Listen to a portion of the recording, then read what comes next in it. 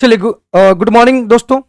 सभी लोग फटाफट जुड़ जाएंगे। आजकल बीपीएससी टीआरई 3 का जो टेस्ट पेपर 6 था उसमें मैथ्स के टॉपिक को डिस्कशन करने आए, तो इस चीजों को देखेंगे हम लोग, है ना। मैथ्स के चीजों को देखेंगे, मैथ्स के क्वेश्चंस को देखेंगे। तो एक काम करेंगे, फटाफट सभी लोग लाइव आ जाएंगे, है ना। लाइव आ जाएंगे और क्लास स्टार्ट करेंगे। क्लास को 25 नंबर क्वेश्चन से स्टार्ट हुआ है, तो फटाफट सभी लोग जुड़ जाएंगे भाई। Good morning Nitish ji, good morning. चलिए देखेंगे ये सवाल आपका, ये आपका 25 नंबर सवाल है ना। 25 नंबर सवाल है, तरह यदि किसी अंकित मूल्य पर 45% की छूट पर विक्रय किया तथा 30% और 20% का दो क्रमिक छूट के बाद विक्रय मूल्य का अंतर आपका 84 दिया हुआ है। तो एक बात समझेंगे कि मान लेते हैं कि मार्केट प्राइस जो होगा वो मार्केट प्राइस आपका 100 था। मार्केट प्राइस अगर 100 था तो पहला बोला गया है कि पहले जो विक्रय किया है वो 45% का डिस्काउंट पे विक्रय किया है।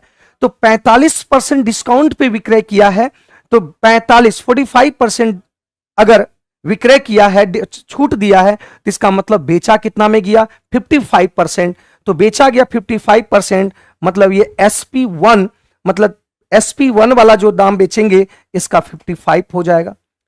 क्योंकि ये 45 क्या किया है भाई, ये 45 डिस्काउंट दिया, तो 45 100 में 45 डिस्काउंट हुआ तो सेल कितना में करेगा 55 में करेगा। उसके बाद बोला गया है कि अगर दूसरे तरीके से बोला गया है कि ये 30 और 20% का दो क्रमिक छूट देंगे, तो 20 और 30 का दो क्रमिक छूट देंगे, तो आप AB फॉर्मूला से आप निकाल सकते हैं, है ना। AB फॉर्मूला से आप निकाल सकते हैं। तो ये आ गया, है ना, 0 0 कट गया, ये 50 और 3 6, तो ये आ गया 44%। ठीक है, 50 में से 6 चल जाएगा, 44%। मतलब दूसरे वाले को हम जो बेचेंगे, जो सेल करेंगे, वो 44 डिस्काउंट देगा। तो 100 में 44 डिस्काउंट दिया, मतलब जो सेल करेगा वो आपका सेल किस में होगा 56 में होगा। 56 में होगा।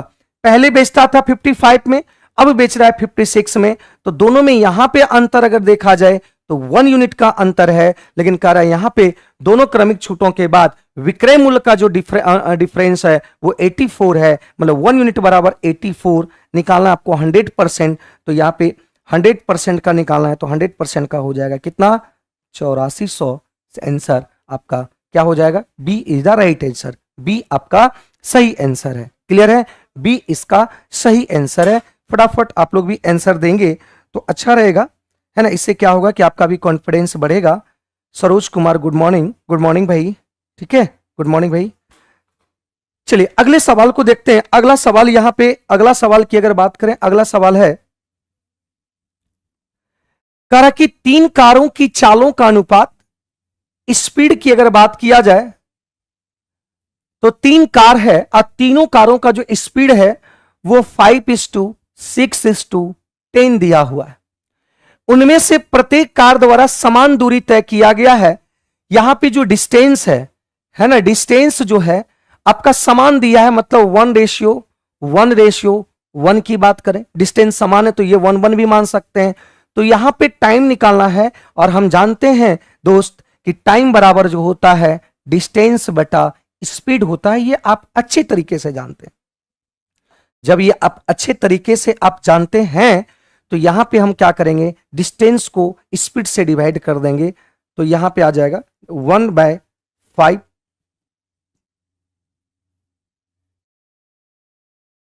1/5। इसको करेंगे 1/6, क्योंकि यहां पे डिस्टेंस 1:1 है। इसको करेंगे 1/10। तो 5, 6, 10 का एलसीएम जब लेंगे, जब फ्रैक्शन, कभी भी रेशियो फ्रैक्शन के रूप में नहीं रहता है, तो जब एलसीएम लेंगे 5, 6, 10 का एलसीएम लेंगे, तो यहां पे 30, यहां भी 30 और यहां भी 30 करेंगे, तो ये आ जाएगा 6, ये आ जाएगा 5, ये आ जाएगा 3। मतलब आंसर आ गया 653। ए इज द राइट आंसर, क्योंकि यहां भी अगर हम काटेंगे 6, 5, 3 आ जाएगा, मतलब दोनों मैच कर जाएगा और दोनों का आंसर आ जाएगा आपका इतना। ठीक है, प्रिया Bharti good morning. Samdarshi Kumar good morning भाई, good morning. Self study good morning, बहुत बढ़िया, स्वागत है सबका। ठीक है, ये सवाल का आंसर आ गया इतना 653। क्या इस बात को आप समझ पाए मेरे दोस्त? Priyanka good morning. क्या इस बात को समझ पाए मेरे भाई? क्लियर है यहां तक? इस चीजों को आप समझ पाए। अगले सवाल यहां पे दिया हुआ है कि 352 सेंटीमीटर लंबाई और 100 सेंटीमीटर चौड़ाई वाले एक आयताकार क्षेत्र में लगाने के लिए 10 सेंटीमीटर लंबाई 8 सेंटीमीटर चौड़ाई वाले कितने टाइल्स की आवश्यकता पड़ेगा? तो यहां पे नंबर ऑफ टाइल्स की अगर बात करें, नंबर ऑफ टाइल्स की अगर बात करें तो नंबर ऑफ टाइल्स जो होता है ना, एरिया ऑफ रेक्टेंगल बटा यहां पे जो होगा इसमें जो लगाने वाले जो आपके टाइल्स हैं, है ना, area of tiles. Area of tiles को हम लोग क्या करेंगे, एरिया ऑफ टाइल्स को हम डिवाइड कर देंगे। एरिया ऑफ रेक्टेंगल में एरिया ऑफ टाइल्स अगर डिवाइड कर देंगे तो आपका आंसर आ जाएगा नंबर ऑफ टाइल्स। तो एरिया ऑफ, अगर आयताकार की अगर बात करें, इसका आंसर आप भी अपना देंगे, ठीक है, ये आ गया, कमेंट में आपका आंसर देंगे इसका। तो ये एरिया ऑफ रेक्टेंगल आ गया 352 इंटू 100। एरिया ऑफ टाइल्स की बात करेंगे, ये 10 सेंटीमीटर और ये 8 सेंटीमीटर, 10 इंटू 8 आ गया, ये खत्म हो गया आपका, यहां से कटेगा 8 चौक 32, 8 चौक 32 और 3 8 चौक 32, मतलब 440 आ गया, 440 आ गया, है ना, 400। कहां पे गलती की है क्या भाई? ये आपका 11 12 के लिए भी आपका जो कॉमन पेपर होंगे वो कॉमन पेपर के लिए आपके हैं, ये कॉमन पेपर के लिए, ठीक है, ये कॉमन पेपर के लिए है। यहां पे दिया हुआ है कि इसका आंसर बताएंगे सभी लोग, फटाफट इसका आंसर देंगे। दिया हुआ है कि 434343 आपका ये है, इसका रेकरिंग लिखेंगे तो ये 43 पर रेकरिंग आएगा। आप जानते हैं इसका अगर निकालने की बात करेंगे तो जितना रेकरिंग है उतना 9 नीचे लिखेंगे, 2 पर रेकरिंग है तो 2 लिख देंगे, तो यहां से सीधा सीधी आंसर आ जाएगा आपका सी 43/99 इज द राइट आंसर। चलिए सभी का आंसर आ रहा है, बहुत बढ़िया भाई। अब ये सवाल बताना है आपको, है ना, यहां पे बोला है कि अनीता 15% वार्षिक साधारण ब्याज की दर पर 5000 का ऋण लेती है, एक वर्ष के समाप्ति पर उसे ब्याज के रूप में कितना परसेंट देना पड़ता है? तो यहां पे देखा गया कि जो पी है, जो ऋण लेता है मेरे भाई, ये 5000 है, जो ऋण लेता है ये 5000 है, और 15% का डिस्काउंट 15% का साधारण ब्याज लेता है, एक साल में पूछ रहा है, एक वर्ष के समाप्ति पर उसे ब्याज के रूप में कितनी राशि भुगतान करना पड़ता है? तो एक साल की अगर बात करें तो एक साल में 15% ही लेगा, 15% ही लेगा, तो 0 0 कैंसिल हो गया, 15 पचे 75, ये आपका 750 आंसर आ जाएगा, 750 is the right answer. Clear है? क्लियर है भाई, समझ पाए ये चीज? रवि प्रकाश राम बोल रहे हैं 27 का ई होगा, कौन क्या है 27 में? हाँ ठीक है, 27 में यहाँ पे 440 आ रहा है, ठीक है, क्लियर है। अगला सवाल यहां पे दिया हुआ है, इस बात को थोड़ा सा समझेंगे। स्वाति कुमारी, चलिए सभी का आंसर आ रहा है आपका 750। चलिए बहुत बढ़िया।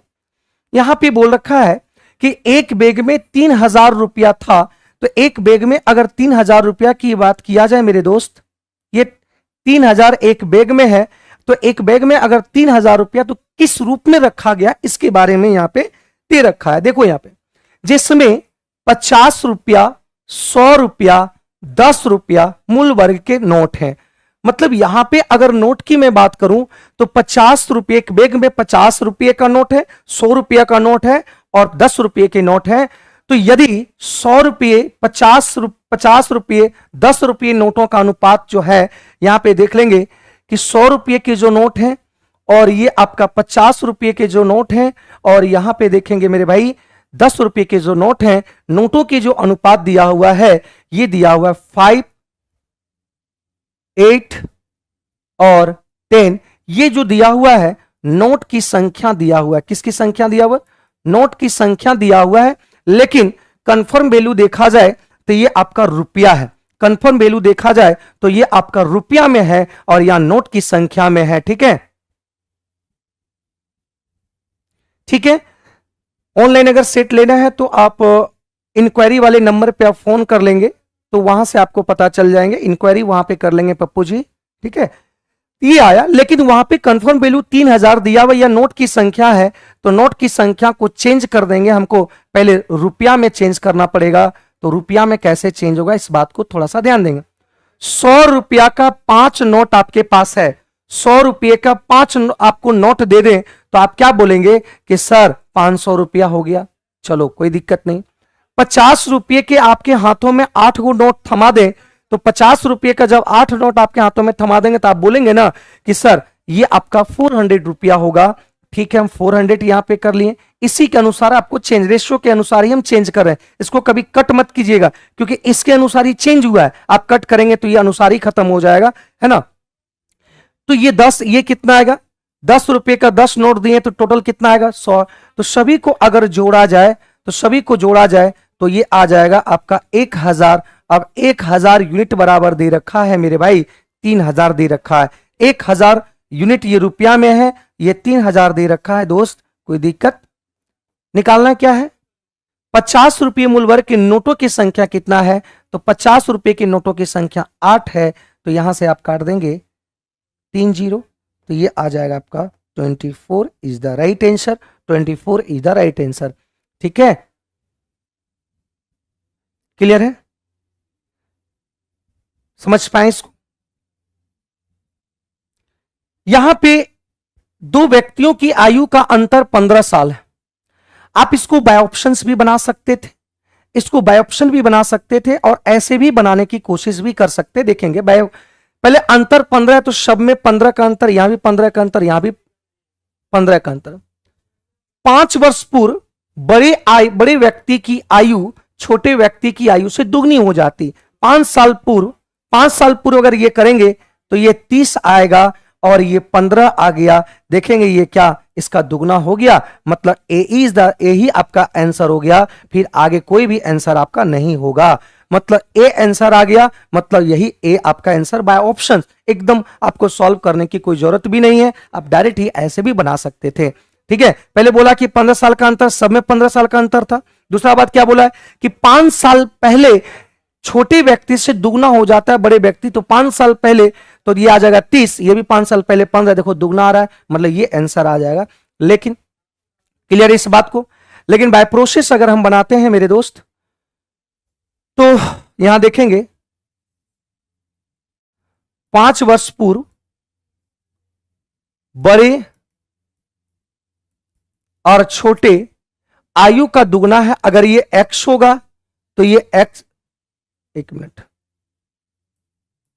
ये अगर 1 होगा तो ये 2 होगा।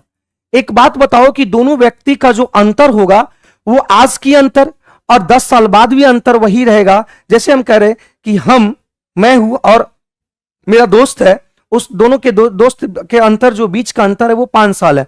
तो बताओ 100 साल बाद भी हम दोनों के बीच का अंतर 5 साल ही होगा कि ऐसा नहीं कि 5 साल 100 साल बाद हो जाएगा तो अंतर चेंज हो जाएगा। अंतर हमेशा पहले भी, आगे भी या प्रेजेंट, हमेशा अंतर समान होगा, है ना।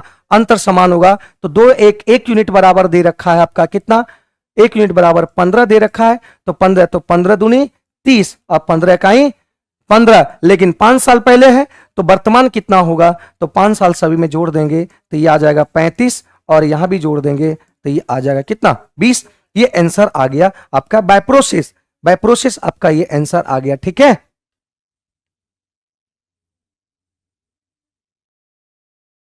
तो वो चेक कर लेंगे, है ना, मधु रंजन भारती, वो चेक कर लेंगे, आगे चेक कर लेंगे। तो आगे चेक करेंगे तो आगे नहीं आने वाला है, आगे कोई यहां पे ऑप्शन कोई मैच नहीं करेगा। ठीक है, क्लियर है?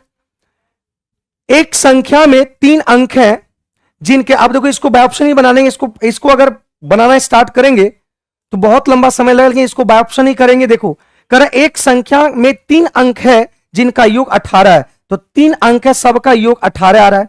सबका 18 योग आ रहा है, योग अंकों का योग करेंगे तो ये भी 18 आ रहा है, सम ऑफ डिजिट 18 आ रहा है।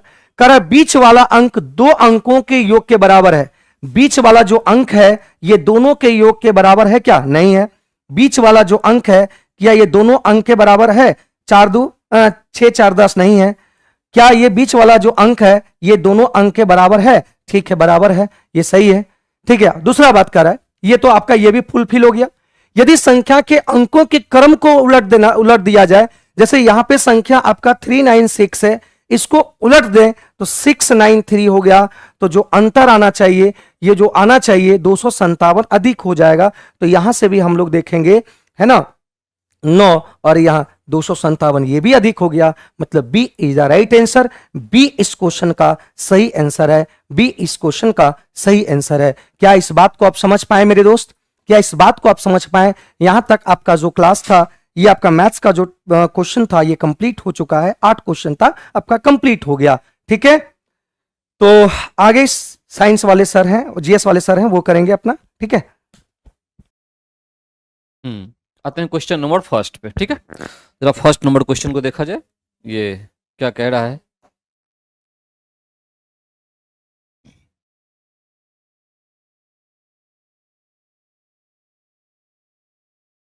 तो फर्स्ट क्वेश्चन है कि जाड़े की रातों में, ठंड के मौसम की बात कह रहा है, अत्यधिक ठंडक पड़ने पर पानी की पाइप जो होती है वो फट जाती है। ठीक है, ये बेसिकली क्वेश्चन है। तो पानी की पाइप फटने के पीछे की वजह क्या है? देखिए, पहले एक बहुत कंसेप्ट में सिंपल आपको बता देता हूं, वो ये कि एनी ऑब्जेक्ट, किसी भी वस्तु को, ठीक है, जब हम गर्म करेंगे तो गर्म करने के बाद उसमें प्रसार होगा। प्रसार का मतलब होता है एक्सपेंशन। फैलाव होता है। ठीक है, फैलता है। फैलने का मतलब होता है कि वॉल्यूम या आयतन उसका बढ़ता चला जाएगा और जो उसकी डेंसिटी होगी, घनत्व होगी, घटती चली जाएगी। सामान्यतः वस्तुओं में यही होता है, लेकिन एक्सेप्शन यहां क्या है, अपवाद क्या है? पानी, वाटर। पानी के केस में ऐसा नहीं होता है। पानी को जब गर्म किया जाता है तो वो फैलने के बदले एक्चुअली में वो कॉन्ट्रैक्ट करती है, यानी सिकुड़ती है।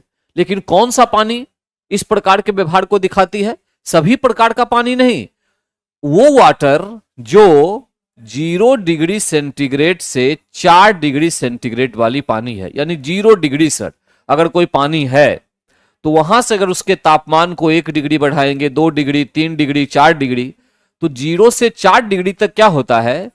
सीधा सीधा याद रखना है कि जल का जो आयतन है, वॉल्यूम, वो घटता है। क्यों घटता है? क्योंकि पानी सिकुड़ती है, कॉन्ट्रैक्ट करती है। लेकिन दूसरा पॉइंट ये कहेंगे कि जल का जो घनत्व है, डेंसिटी है, वो बढ़ता है, वो इंक्रीज करता है। ठीक, ये बात ध्यान में रखिएगा। तो 2 पॉइंट हो गए यहां पे। पहला तो यह हो गया कि जल का आयतन घटता है, जल का घनत्व बढ़ता है। ठीक, तो अब क्या देखेंगे? आयतन घटा, 1 डिग्री पे थोड़ा सा घटा, 2 पे और घटा, 3 पे और घटा, 4 पे सबसे ज्यादा घटा। तो 4 डिग्री पे वॉल्यूम जो होता है ऑफ वाटर इज मिनिमम, सबसे कम होता है। ठीक है, और 4 डिग्री पर जल का घनत्व, डेंसिटी जो होता है वो अधिकतम, घनत्व होता है अधिकतम। ठीक है, ये दोनों पॉइंट आपको याद रखना है, क्योंकि जब वॉल्यूम घटता चला जाएगा तो डेंसिटी बढ़ती चली जाएगी। 4 डिग्री पर डेंसिटी सबसे ज्यादा होती है। एक तो सबसे इंपॉर्टेंट क्वेश्चन ये आता है एग्जाम में। अब आते हैं क्वेश्चन पर। अब क्वेश्चन से पहले एक चीज और जान लें, 0 से 4 डिग्री तक तो क्या होता है कि सामान्यतः किसी भी ऑब्जेक्ट को किसी भी तापमान पे हम गर्म करेंगे तो फैलेगी। पानी 0 से 4 तक फैलने के बदले सिकुड़ेगी। लेकिन 4 डिग्री से ज्यादा अगर टेम्परेचर कर दिया जाए तो फिर पानी फैलना ही शुरू कर देती है, जैसे और सारी चीजें फैलती है। तो 4 डिग्री से अधिक तापमान पर पानी यानी जल फैलती है, फिर उसका वॉल्यूम बढ़ता है। 0 डिग्री से कम अगर टेम्परेचर कर दिया जाए, यानी 0 डिग्री पर पानी बर्फ बनना शुरू होती है। ठीक है, और फिर उससे कम टेम्परेचर करेंगे तो पूरी पानी बर्फ में बदलेगी। बर्फ में जब बदलती है तब भी फिर यही होता है कि पानी फैलती है, पानी फैलती है। इस केस में भी 0 से कम तापमान होगा तो भी पानी फैलेगी, 4 से ज्यादा होगा तो भी फैलेगी। केवल 0 से 4 के बीच वो फैलेगी नहीं बल्कि सिकुड़ेगी। जब 0 से कम पर पानी फैलेगी तो जाड़े की रात में अत्यधिक ठंड पड़ने पर पानी जो है वो बर्फ बन गई। बर्फ बनने का मतलब ये हो गया वो जम चुकी है, यानी अब वो 0 डिग्री से कम तापमान है तो वहां पर वो फैलना शुरू करती है। तो फैलने का मतलब पाइप में पानी भरा हुआ है, अब वो फैल रही है, वॉल्यूम उसका बढ़ रहा है। बढ़ने का मतलब ये हो गया कि वो पाइप को क्या करेगी, फाड़ देगी, निकल जाएगी, क्योंकि लगातार उसका वॉल्यूम बढ़ता जा रहा है। जमने के बाद पानी का जो वॉल्यूम होता है क्या होता है, बढ़ जाता है। करेक्ट आंसर क्या हो गया, सी। करेक्ट जो आंसर इसमें आया वो सी। ठीक है, तो यहां पर करेक्ट आंसर जो हुआ सी कि जमने के बाद पानी का जो है वो आयतन क्या होता है, वो बढ़ जाता है। पानी का जो आयतन है एक्चुअली में वो बढ़ जाता है। ठीक है, इसके लिए घटना होती है। 0 से 4 तक का कंसेप्ट आप याद रखेंगे, क्वेश्चन यहां से निकल जाएगा। अब आते हैं क्वेश्चन नंबर 2 पे, क्वेश्चन नंबर सेकंड की तरफ। देखिए सेकंड क्वेश्चन क्या कह रहा है, दूर की वस्तुओं जैसे सूर्य आदि का तापमान किस तापमापी के द्वारा मापा जाता है। ये हमारे पास एक पॉइंट है, the temperature of distant object. देखिए नॉर्मल जो टेम्परेचर मेजर करने की जो थर्मामीटर होती है उसको हम कहते हैं मरकरी थर्मामीटर। मरकरी थर्मामीटर इसको कहा जाता है। ये मरकरी थर्मामीटर जो है इसमें एक्चुअली में मरकरी लिक्विड के रूप में होता है। ठीक है, और मरकरी जो है लिक्विड के रूप में होता है, ये एक्सपेंड करता है इजिली, इसीलिए हम इसका यूज करते हैं। -39 डिग्री सेंटीग्रेड से लेके अप्रोक्सीमेटली 357 डिग्री सेंटीग्रेड तक ये मरकरी थर्मामीटर काम करती है। इस बात को ध्यान में रखना है, -39 से 357 तक ये काम करती है। ये हो गया आपका मरकरी थर्मामीटर। ठीक है, एक हो गया। इसके साथ एक इंपॉर्टेंट पॉइंट है यहां पर प्लेटिनम प्रतिरोध। देखिए प्लेटिनम रेजिस्टेंस थर्मामीटर भी होता है। इसमें प्रिंसिपल क्या कहता है कि रेजिस्टेंस जो है किसी भी चीज में हो वो डायरेक्टली प्रोपोर्शनल होता है टेम्परेचर के, तापमान के। प्रतिरोध जो है तापमान के प्रोपोर्शनल है। इसका मतलब यह हुआ कि टेम्परेचर अगर बढ़ेगा तो रेजिस्टेंस बढ़ेगा, टेम्परेचर घटेगा तो रेजिस्टेंस घटेगा। तो इस प्रकार के थर्मामीटर इसी प्रिंसिपल पर काम करते हैं कि अगर किसी व्यक्ति के बॉडी का तापमान बढ़ा हुआ है ना, तो उसमें रेजिस्टेंस जो दिखाया जाएगा मशीन पे वो इंक्रीज दिखाया जाएगा। टेम्परेचर अगर घटा हुआ है तो रेजिस्टेंस कम दिखाया जाएगा। इसके बेस पे काम करता है प्लेटिनम प्रतिरोध थर्मामीटर। और इसकी जो रेंज होती है -200 से 430 या 20 डिग्री सेंटीग्रेड के अप्रोक्सीमेटली इसकी रेंज होती है। ठीक है, ये ध्यान रखिएगा। लेकिन जो सूर्य जैसी वस्तुओं का जहां तक हम लोग पहुंच नहीं पाएंगे, वो इसी वस्तुओं का टेम्परेचर अगर हमें मेजर करना हो तब हमें चाहिए होता है radiation pyrometer. Radiation pyrometer, pyrometer नाम के टेम्परेचर की आवश्यकता पड़ती है। रेडिएशन पायरोमीटर, यानी करेक्ट आंसर क्या हो गया, सी। करेक्ट आंसर इसका आया सी। रेडिएशन पायरोमीटर की आवश्यकता पड़ती है। ठीक है, ये रेडिएशन पायरोमीटर जिस प्रिंसिपल पर काम करता है इसको कहते हैं Stephen Boltzmann law. Stefan Boltzmann के नियम पर यह रेडिएशन पायरोमीटर काम करता है। और इसका जो फॉर्मूला है energy is equal to sigma T to the power 4, इस फॉर्मूले पे काम होता है। अब इसमें छोटी सी बात मैं समझा दूं, होता क्या है, जो एनर्जी सन से रिसीव होगी इस रेडिएशन पायरोमीटर में, उस एनर्जी को टेम्परेचर के रूप में वो मशीन कन्वर्ट करेगा और तब फिर पता चलेगा कि सन का तापमान कितना है। क्योंकि हम कांटेक्ट तो कर नहीं सकते हैं सन से, तो सन से आने वाली विकिरण को वो मशीन जो है उस पर कलेक्ट करवाया जाएगा एक निश्चित टाइम के लिए निश्चित एरिया पर, और तब जाके वो एनर्जी जो सन की है जो कलेक्ट हुआ है मशीन में उसको टेम्परेचर में कन्वर्ट करवाया जाता है इस फॉर्मूले के द्वारा। इसीलिए रेडिएशन पायरोमीटर किस फॉर्मूले पर बेस्ड होता है, तो E is equal to sigma T4। इस फॉर्मूले को क्या नाम दिया गया है, Stefan Boltzmann law. Stefan Boltzmann नियम इसको कहते हैं, याद रखिएगा। तो इस तरह से ये क्वेश्चन आपका निकल गया। यहां पे थर्ड पे आइए। तीसरा पॉइंट है कि एक युवक पुरुष की आवाज की तुलना में छोटे बच्चे की आवाज अधिक प्रिय क्यों लगती है। देखिए ये जो साउंड की क्वालिटी की चर्चा यहां पे की जा रही है, है ना, कि इसका साउंड का अलग लगना सुनने में, ये एक्चुअली में होता है जिस प्रॉपर्टी के कारण से उसको पिच के नाम से हम लोग जानते हैं। पिच, ये साउंड की एक क्वालिटी को मेजर करने के तरीके होते हैं, एक प्रिंसिपल है ये पिच। अब इस पिच से हम क्या करते हैं, पता लगा लेते हैं कि किसी व्यक्ति की जो आवाज होगी वो कैसी होगी। देखिए, अगर यहां पॉइंट को समझिएगा, साउंड जो है उसकी अपनी फ्रीक्वेंसी होती है, आवृत्ति होती है, ठीक है। तो अगर फ्रीक्वेंसी यानी आवृत्ति इंक्रीज कर रही है, इंक्रीज है, बहुत ज्यादा है, तो हम कहेंगे कि पिच भी बढ़ा हुआ होगा, पिच भी बढ़ा हुआ होगा। और जब पिच बढ़ा होगा तो साउंड जो है वो श्रिल होती है। श्रिल का मतलब होता है पतली ध्वनि, पतली ध्वनि है। और इसके विपरीत ये एर्रो का क्या मतलब है, ये भी मैं समझाऊंगा अभी।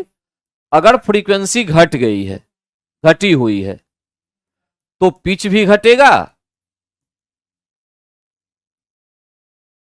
और साउंड जो होगी इसको कहेंगे ग्रेव, मोटी ध्वनि इसको कहा जाएगा, है ना, मोटी ध्वनि इसको कहा जाएगा। अब तो बात समझ लीजिए, पिच का सीधा संबंध किससे, फ्रीक्वेंसी से आ गया। एफ का मतलब यहां पे हो गया आवृत्ति यानी फ्रीक्वेंसी, ठीक है, फ्रीक्वेंसी। तो जब हम साउंड को उत्पन्न करते हैं तो उसकी एक सबसे बड़ी विशेषता उसकी आवृत्ति होती है, उसकी फ्रीक्वेंसी होती है, ठीक है। तो वो फ्रीक्वेंसी के आधार पे पिच डिसाइड होता है। अगर फ्रीक्वेंसी आवृत्ति बढ़ा हुआ है तो उस कंडीशन में पिच बढ़ा हुआ होगा।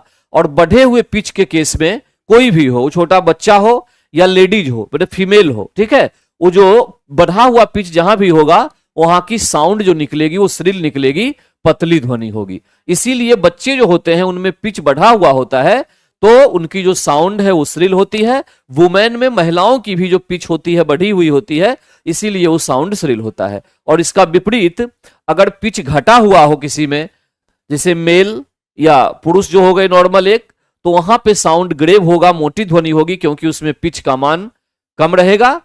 कब रहेगा, अब ये पिच का इंक्रीज और डिक्रीज करने से तो संबंध हो गया साउंड के श्रिल और ग्रेव का। तो क्वेश्चन का आंसर अगर हम देखें तो ये इसमें निकल के ये आएगा कि छोटे बच्चे का जो पिच है वो बढ़ा हुआ है पुरुषों की अपेक्षा, इसलिए ध्वनि जो है श्रिल होगी। तो बच्चे की आवाज का ताड़त्व पुरुष की आवाज के ताड़त्व की तुलना में कम होता है, नहीं, ताड़त्व जो होता है अधिक होता है, पुरुष के ताड़त्व की तुलना में अधिक होता है। बी करेक्ट आंसर है, B. The child voice is louder than the male voice. Pitch जो है, पिच बच्चे की आवाज का जो ताड़त्व है वो पुरुष की आवाज के ताड़त्व की तुलना में अधिक होगा। बी करेक्ट आंसर है। अधिक होने की वजह से क्या होगा कि साउंड जो होगी वो श्रिल हो जाएगी, पतली हो जाएगी, ठीक है। अब यहां पे एक पॉइंट और भी ध्यान रखिए, क्वेश्चन और भी आता है कभी कभी, क्या पूछेगा कि ये गाड़ी आपकी तरफ सीटी बजाते हुए आ रही है, तो आती हुई जो गाड़ी होगी और आप वहीं पे खड़े हैं या आप भी उसकी तरफ दौड़ रहे हैं या दूर जा रहे हैं, जहां भी हैं आपकी तरफ आ रही है, तो उसकी आवाज कैसी होगी, ठीक है। और या कोई गाड़ी सीटी बजाते हुए आपसे दूर जा रही है तो उसकी आवाज कैसी होगी, उसी का यहां पे एर्रो हमने दिया है।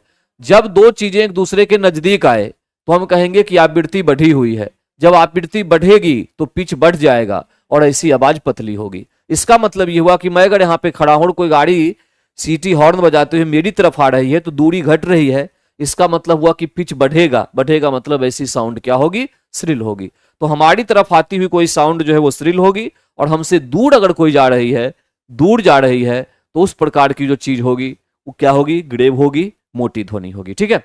ये ध्यान रखिएगा, इस तरह से पिच से सीधा ये कनेक्टेड होता है। अब आते हैं नेक्स्ट क्वेश्चन पे, क्वेश्चन नंबर 4 पे आते हैं। वाहनों से निकलने वाली प्रदूषित गैस मुख्यतः क्या होती है। वाहनों से निकलने वाली प्रदूषित गैस मुख्यतः क्या है। देखिए, वाहन से वैसे तो बहुत सारी गैस निकलती है, अगर देखें हम तो कार्बन मोनोऑक्साइड निकलती है, सल्फर डाइऑक्साइड निकलती है, कार्बन डाइऑक्साइड भी निकलती है, ठीक है। लेकिन इसमें से सबसे जो पॉल्यूटेड गैस है वो कार्बन मोनोऑक्साइड है। नुकसान पहुंचाने वाली सबसे इंपॉर्टेंट गैस और पॉल्यूटेड जो है कार्बन मोनोऑक्साइड, हम यहां पे लगाएंगे कार्बन मोनोऑक्साइड। यहां एक बात और ध्यान रखना है कि जो सल्फर डाइऑक्साइड होता है ये मुख्य रूप से डीजल से निकलता है।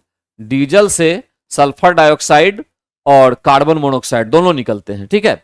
यहां क्यों, एक चीज और समझ में आ जाना चाहिए यहां पे कि डीजल जो है, डीजल में कच्चा सल्फर होता है, कच्चा सल्फर।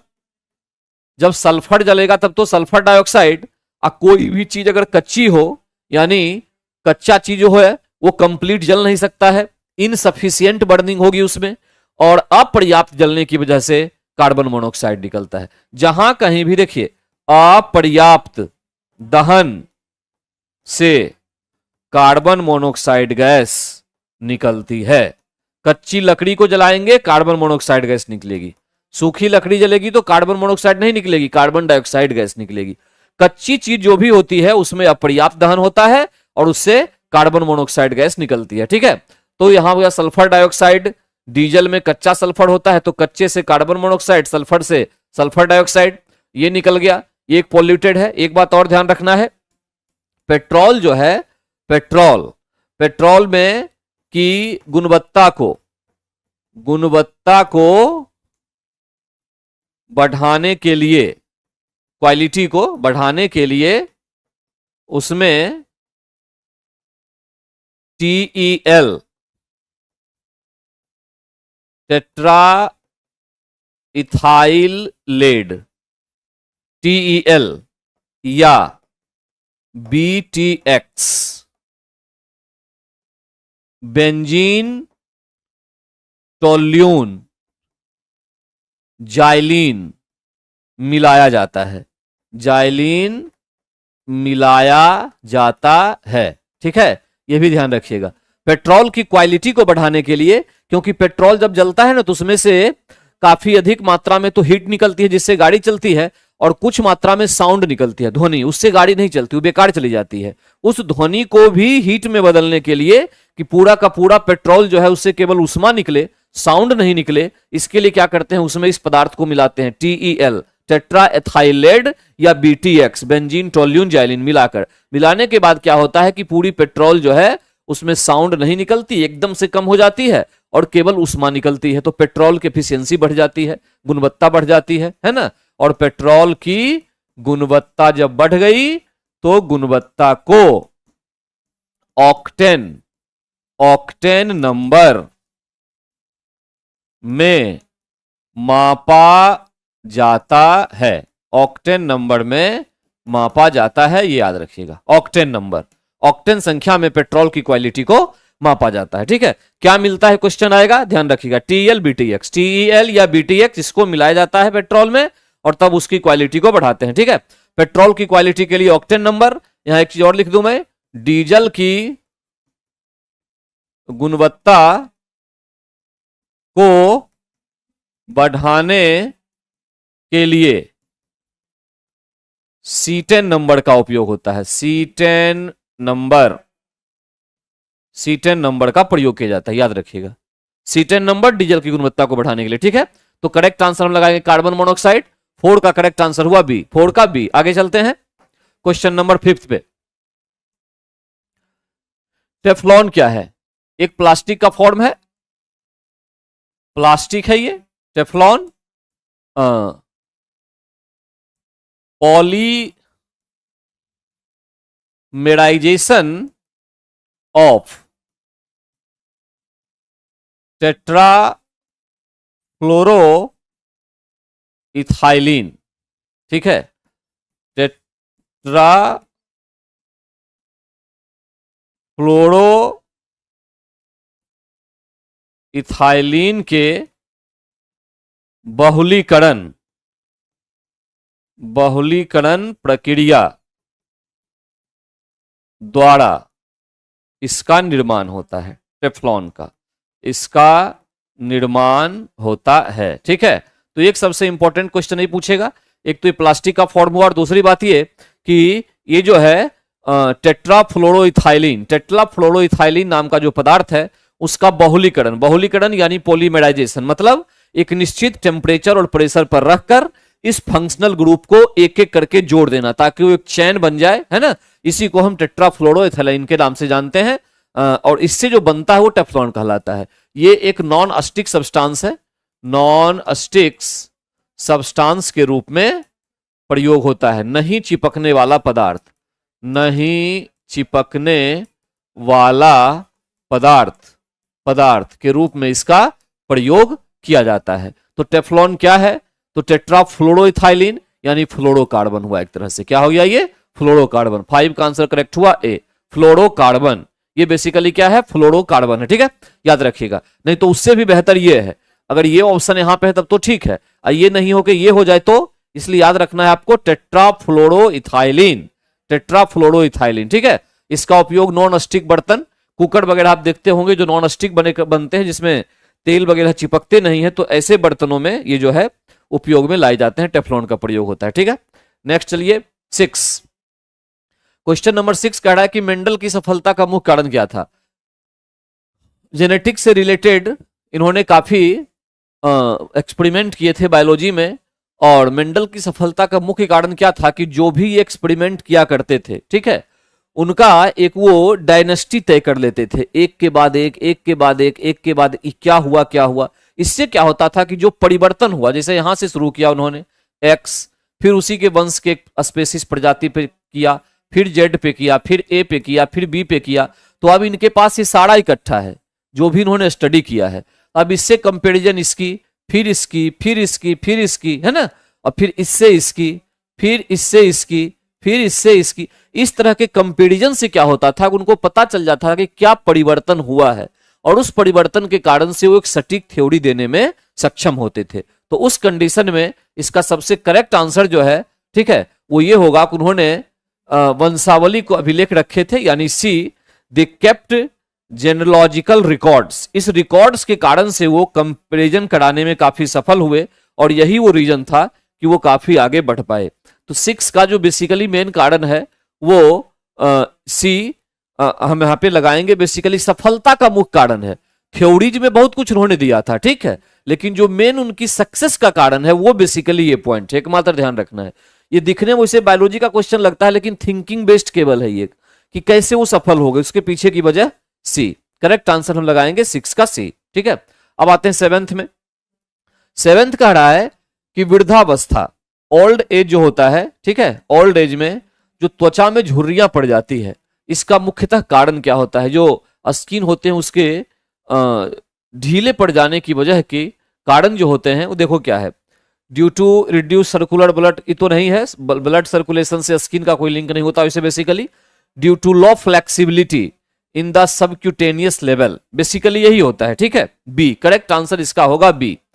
उपचर्मीय स्तर में लचीलापन कम होने के कारण, क्योंकि सारे टिश्यू से बने हुए हैं, सेल से बने हुए हैं, तो इनमें जब इलास्टिसिटी कम हो जाती है ना, फ्लेक्सिबिलिटी घट जाती है, तो उस फ्लेक्सिबिलिटी के घटने की वजह से क्या होता है कि ये सबसे जो है ये कारण हमारे पास दिखता है। तो करेक्ट आंसर इसका हमारे पास आया बी।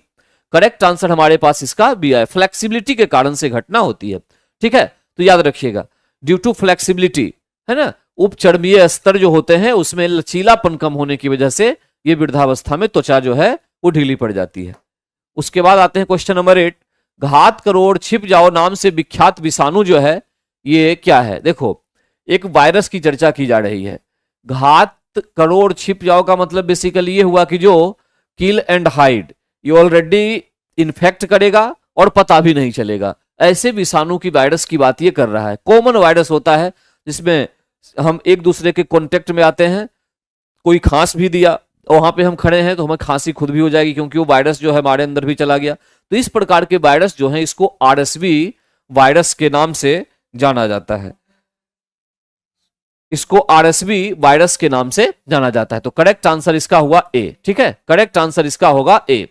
ये तो कोई होता नहीं है, इसके बारे में आप लोग जानते ही हैं, एचआईवी के बारे में। ठीक है, तो आरएसवी विषाणु जो है इसका करेक्ट आंसर है, जो मोस्टली जो आपके पास है ना, छींक आना, खांसी, सर्दी, इन सब के लिए रिस्पॉन्सिबल जो है वो एक्चुअली में आरएस विषाणु ही है।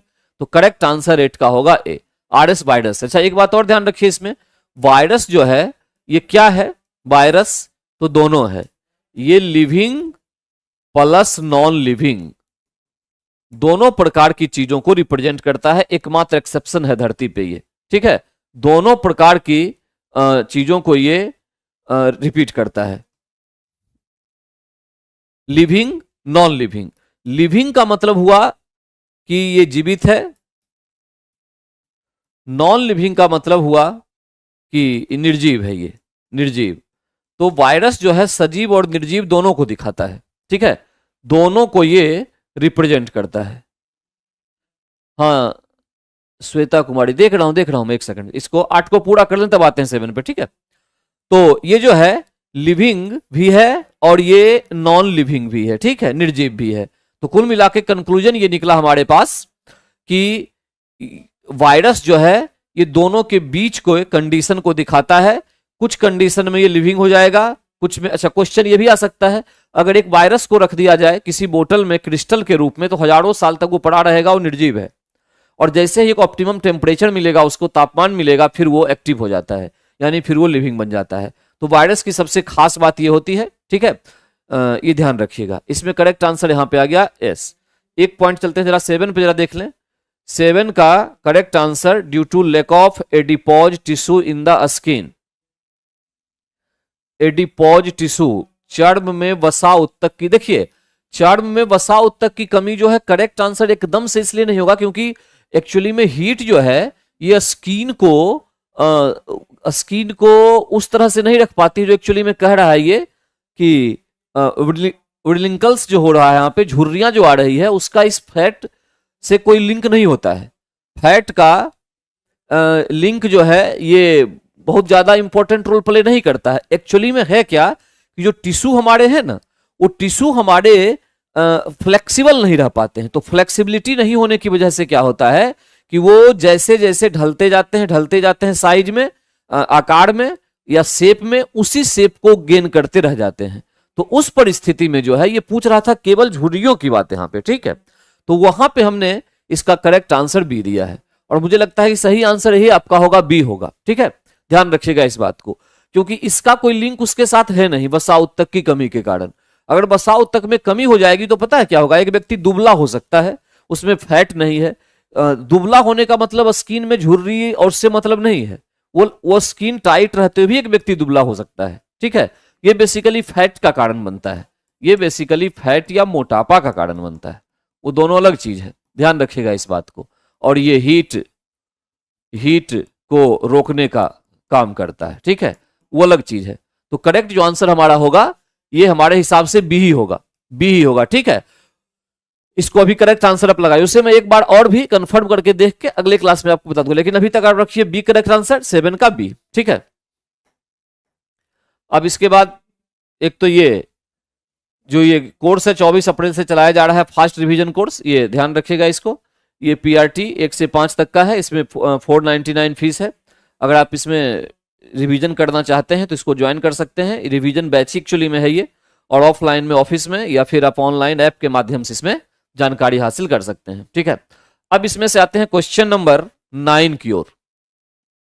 9वां क्वेश्चन कह रहा है, इनमें से कौन सा वाक्य सिपाहियों के दुख के मूल कारण थे। एक्चुअली में ये सिपाहियों के दुख के मूल कारण थे ना, तो मुझे लगता है 1857 की चर्चा ये कर रहा है। 1857 का जो विद्रोह हुआ, उस विद्रोह की चर्चा एक्चुअली में ये कर रहा है, ठीक है। तो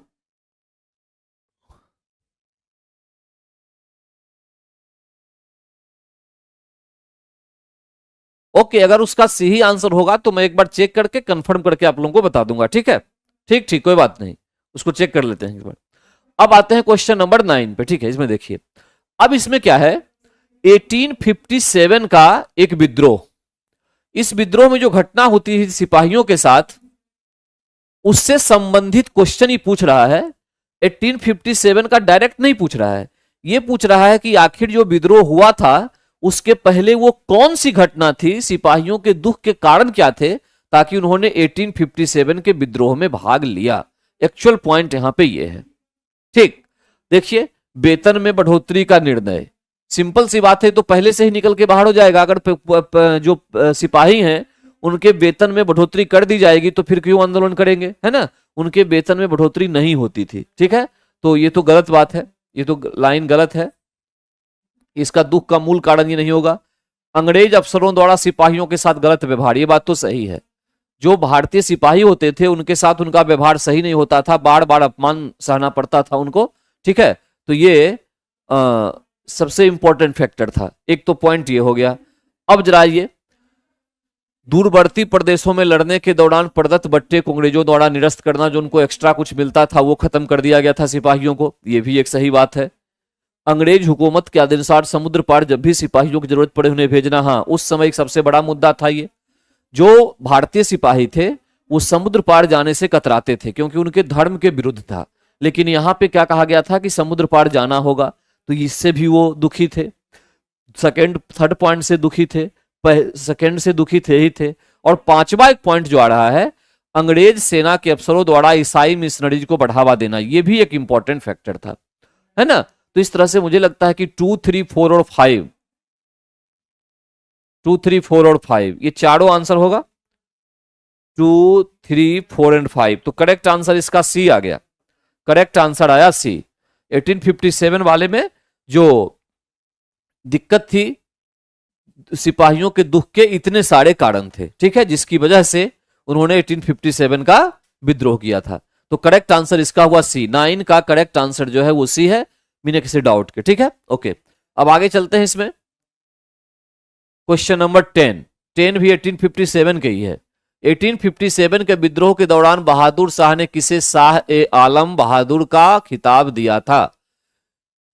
1857 के विद्रोह के दौरान बहादुर शाह का सिपाही कौन था, सेना कौन था? बख्त खां। तो जब बख्त खां था तो उन्होंने बख्त खां को दिया, ने सीधा सा क्वेश्चन का आंसर क्या हो गया? सी। क्वेश्चन का आंसर क्या हो गया? सी। तो बहादुर शाह जफर जो है उसका सिपाही बख्त खां था, ठीक है। अच्छा, जो नाना साहब थे कानपुर, नाना साहब, इनका तात्या टोपे इनके सेनापति थे, तात्या टोपे, ठीक है। तात्या टोपे को मान सिंह द्वारा विश्वासघात कर अंग्रेजों के हवाले करवा दिया था, है ना। अंग्रेजों के हवाले करवाया था, यहां ध्यान रखिएगा इस बात को, अंग्रेजों के हवाले करवाया था, ठीक है, 1857 में। और बेगम हजरत महल ये लखनऊ में इन्होंने विद्रोह को संभाला था। सबसे अंग्रेजों के बड़े दुश्मन अहमदुल्ला थे, सबसे बड़े दुश्मन अंग्रेजों के थे अहमदुल्ला। कहां? फैजाबाद और कई जगहों पर इन्होंने अंग्रेजों को हराने का काम किया था, ठीक है। अहमदुल्ला, फैजाबाद, इस पे भी कई क्वेश्चन आया हुआ है, इसको भी ध्यान में रखिएगा। तो करेक्ट आंसर जो है वो आपके पास आता है इसमें से सी, बख्त खान। और शुरुआत जो हुई थी वो 11 मई 1957 ये दिल्ली से, 11 मई को शुरुआत हुई थी दिल्ली, ठीक है। 10 मई को मेरठ, 11 मई को दिल्ली। अब आते हैं नेक्स्ट क्वेश्चन पे। 11 फिर 1857 की बात है कि संघर्ष में भाग लेने वाले सिपाहियों की सर्वाधिक संख्या कहां से थी? हमने पहले भी क्लास में बताया हुआ है कि सर्वाधिक संख्या कहां से थी। करेक्ट आंसर क्या होगा? अवध। सबसे अधिक कहां से? अवध से। ध्यान रखना है यहां पे, अवध से सबसे अधिक सैनिकों ने भाग लिया था 1857 के संघर्ष में। जब संघर्ष समाप्त हुआ, विद्रोह के पश्चात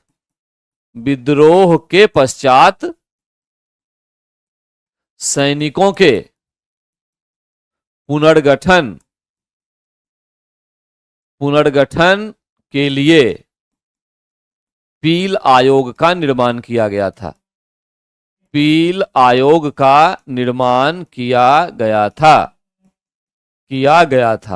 और इस पील आयोग की सिफारिश पर जो नई सेना गठित की गई भारत की, उसमें पंजाबियों को ज्यादा जगह मिली थी, ठीक है।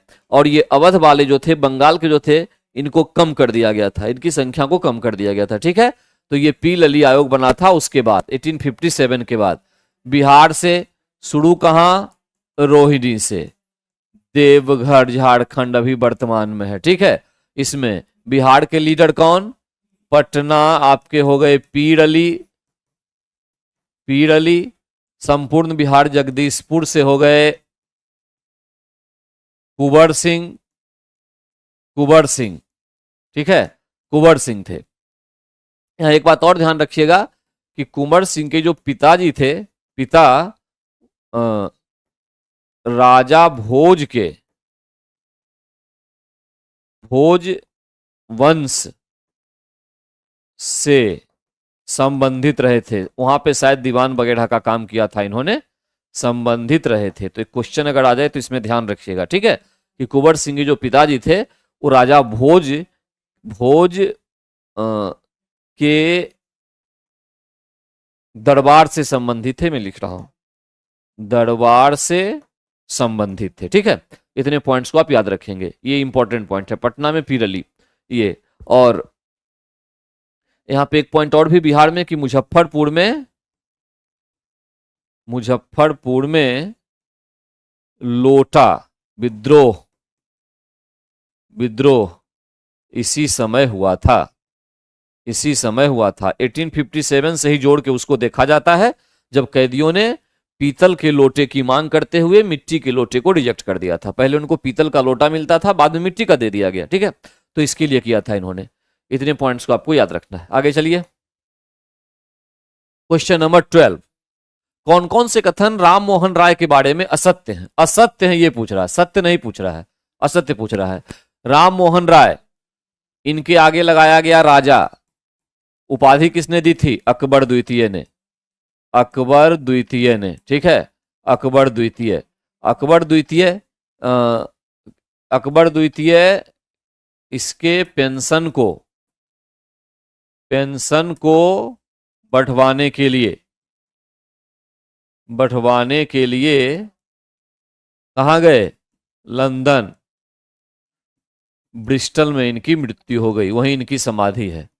ब्रिस्टल में इनकी मृत्यु हो गई, ठीक है, लौट के नहीं आ पाए, मृत्यु हो गई। राजा की उपाधि दी थी अकबर द्वितीय, मुगल बादशाह था, ठीक है, इसने। अब इन्होंने जो थ्योरी दिया था, ब्रह्मा समाज की थ्योरी थी, ब्रह्मा समाज की स्थापना की गई थी, है ना, 1828। और इनकी थ्योरी थी एकेश्वरवाद, मतलब एक ईश्वर। पहली बात तो ये एकेश्वरवाद।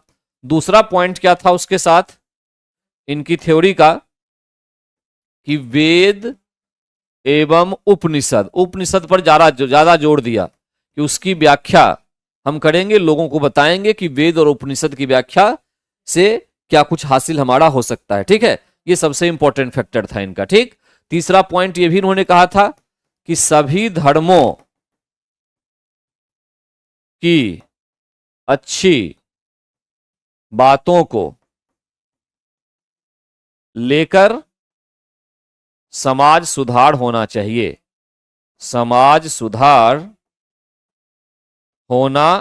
ये इनका कहना था। ये भी एक इंपॉर्टेंट पॉइंट है, ठीक है, ये ध्यान रख, सभी धर्मों की अच्छी बातों को लेकर, ठीक। तो अब समझिए बात को। ईसाइयत पर उनकी किताब में जीसस के नैतिक और आध्यात्मिक मर्यादा और चमत्कार की बातें हैं। ऐसी कोई बात नहीं है उनकी बुक में, ठीक है। जैसे उन्होंने बुक जो लिखी थी मिरातुल अखबार, फारसी में था, ये था फारसी में, ठीक है, फारसी। संवाद कौमुदी, ये संभवतः बंगाली में था, ठीक है, संवाद कौमुदी, इस प्रकार की पुस्तक, उसमें कोई चमत्कार की चर्चा उन्होंने नहीं की थी, ठीक। तो एक तो यह सत्य हो गया, ठीक है, फर्स्ट। दूसरा, उन्होंने ईसाई मिशनरियों की निपुणता से हिंदू धर्म और वेदांत दर्शन की अज्ञानियों से रक्षा की, करेक्ट। अपनी ब्रह्मा समाज की मीटिंग में उन्होंने ब्राह्मणों के साथ साथ अन्य जाति के लोगों को भी वेद पढ़ने की अनुमति दी, यह भी सही नहीं है, ठीक है, यह सही नहीं है। उन्होंने अन्य धार्मिक शिक्षाओं को भी शामिल किया, तो मैं बता चुका हूं कि अन्य धर्म जो भी अच्छी धर्म है, अलग अलग धर्मों की जो अच्छी बातें हैं उसको स्वीकार करने के लिए कहा इन्होंने। तो गलत पॉइंट इसमें से दिया हुआ है फर्स्ट, और गलत पॉइंट दिया हुआ है थर्ड। सेकेंड और फोर्थ इनका सही पॉइंट है, ठीक है। तो फर्स्ट और थर्ड असत्य है, तो फर्स्ट थर्ड यानी करेक्ट आंसर क्या हो गया? ए। करेक्ट आंसर इसमें से निकल के आएगा ए। फर्स्ट और थर्ड इनका गलत लिखा हुआ है, यहां पे कोई चमत्कार की उन्होंने बात नहीं की, और उन्होंने सबको वेद पढ़ने की अनुमति भी नहीं दी, ठीक है। लेकिन उन्होंने ईसाई मिशनरियों की निपुणता से हिंदू धर्म और वेदांत दर्शन की अज्ञानियों से रक्षा की थी। यह पॉइंट एक इंपॉर्टेंट है, सही बात है। उनका मतलब यह हुआ कि जो ईसाई मिशनरी भारत में प्रचार कर रहे थे उनका सहयोग लेकर उन्होंने अन्य लोगों को समझाने का प्रयास किया कि सामाजिक कुरीति को खत्म करो और जो नॉर्मल सिचुएशन है उसको लेकर आओ, ठीक है ये, और अन्य धार्मिक शिक्षाओं को भी शामिल किया। तो इस तरह से करेक्ट आंसर जो हो गया वो हो गया आपके पास ए, फर्स्ट और थर्ड। अब आइए नेक्स्ट, कांग्रेस और मुस्लिम लीग के बीच हुए 1916 के लखनऊ समझौते। 1916 का लखनऊ समझौता जो हुआ उसकी अध्यक्षता किसने की थी? अध्यक्षता अंबिका चरण मजूमदार ने की थी, है ना, मजूमदार के द्वारा इसकी अध्यक्षता की गई थी। अच्छा, इसमें मिलन क्या क्या हुआ था? दो हुआ था, देखिए दो मिलन हुआ था इसमें। एक तो हुआ उग्रपंथी को कांग्रेस में पुनः शामिल किया गया, पुनः शामिल किया गया, एक तो पॉइंट ये हुआ था। और दूसरा ये हुआ था कांग्रेस के साथ मुस्लिम लीग, मुस्लिम लीग, ठीक है, दोनों जुड़ के आई थी इसमें। इसके बारे में तो क्वेश्चन में कुछ कहा नहीं जा रहा है, केवल इसके बारे में कहा जा रहा है। उग्रपंथी जिनको निकाल दिया गया था 1907 के सूरत अधिवेशन में, है ना, उग्र जो पंथी थे, जो क्रांतिकारी सोच के व्यक्ति थे, उनको बाहर कर दिया गया था, उनका फिर शामिल होना इसमें। और दूसरा कांग्रेस के साथ मुस्लिम लीग का मिलन हुआ, मुस्लिम लीग का मिलन हुआ। और मिलन का आधार क्या बना पता है? दोनों के मिलन का आधार यह था कि सांप्रदायिक निर्वाचन को इसमें स्वीकार किया गया था।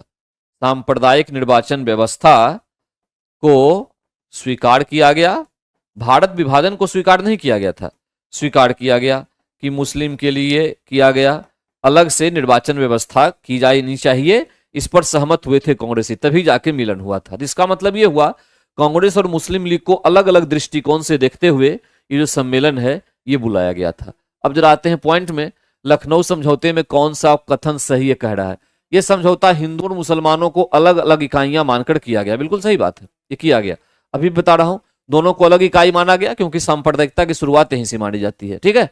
एक तो करेक्ट है फर्स्ट पॉइंट। बी है, यह समझौता हिंदू और मुसलमानों को अलग अलग इकाई मानकर नहीं किया, तो गलत हो गया इसका उल्टा। इस समझौते के द्वारा लीग की पाकिस्तान की मांग को मान लिया गया, ये भी गलत है। अच्छा, ऑप्शन एक ही था, तो ये आंसर करेक्ट हो गया इसका, ठीक है। इसमें कोई विभाजन की बात नहीं हुई थी, केवल इतने पॉइंट्स हुए थे, ठीक। अब जरा बिहार से देख लें इसमें 1916 के लखनऊ अधिवेशन में, तो राजकुमार शुक्ल महात्मा गांधी को चंपारण आने के लिए आमंत्रण दिया था। इसी में ध्यान रखिएगा, ये 1916 में। और 1960 में एक पॉइंट और भी कि पटना विश्वविद्यालय से संबंधित बिल पास किया गया था, बिल पास किया गया था, ठीक है। ये दो पॉइंट याद रखेंगे जो इससे संबंधित है। आगे आते हैं 13 के बाद 14 पे। 1884 में डेक्कन एजुकेशन सोसाइटी की स्थापना पुणे में किसके द्वारा की गई थी? डेक्कन एजुकेशन सोसाइटी जो था ये लोगों को एजुकेट करने के लिए था, लोगों को शिक्षित करने के लिए, ताकि वो अपने अधिकारों के प्रति जागृत हों, शिक्षित करने के लिए, ठीक है, राष्ट्रवाद की भावना उनमें आए, इसके लिए ये स्थापित किया गया था। विष्णु शास्त्री चिपलूनकर और बाल Gangadhar Tilak, A correct answer है, ठीक है, इसका करेक्ट आंसर है ए। विष्णु शास्त्री चिपलूनकर और बाल गंगाधर तिलक के द्वारा ये जो है 1884 में डेक्कन एजुकेशन सोसाइटी की स्थापना की गई थी, ठीक है। बाल गंगाधर तिलक के बारे में ध्यान रखिएगा कि इनका एक तो 1893 इसमें इन्होंने गणेश उत्सव की शुरुआत की थी, गणेश उत्सव, ठीक है, इन्होंने शुरुआत की थी। एक सबसे इंपॉर्टेंट पॉइंट ये है 1893 में बाल गंगाधर तिलक के द्वारा, इनके द्वारा गीता रहस्य नाम की पुस्तक लिखी गई थी। और गणेश उत्सव के तहत एक चौड़े याद रखना है, वो शिवाजी उत्सव की भी शुरुआत इन्होंने की थी। शिवाजी उत्सव 1895, ठीक है, 95। गीता रहस्य नाम का पुस्तक इनका एक फेमस पुस्तक है, ठीक है, जो इन्होंने लिखा था बाल गंगाधर तिलक के बारे में, ठीक। गोपाल गणेश अगरकर ने, कल ही क्वेश्चन आया था, सुधारक नाम की मैगजीन या पुस्तक को लिखी थी, गोपाल गणेश अगरकर ने, सुधारक। यह एक पॉइंट और ध्यान रखना है, इस प्रकार की एक और सोसाइटी की स्थापना की गई थी, जो ये डेक्कन एजुकेशन सोसाइटी है, ये तो साउथ में भारत में स्थापित हुआ था, ठीक है।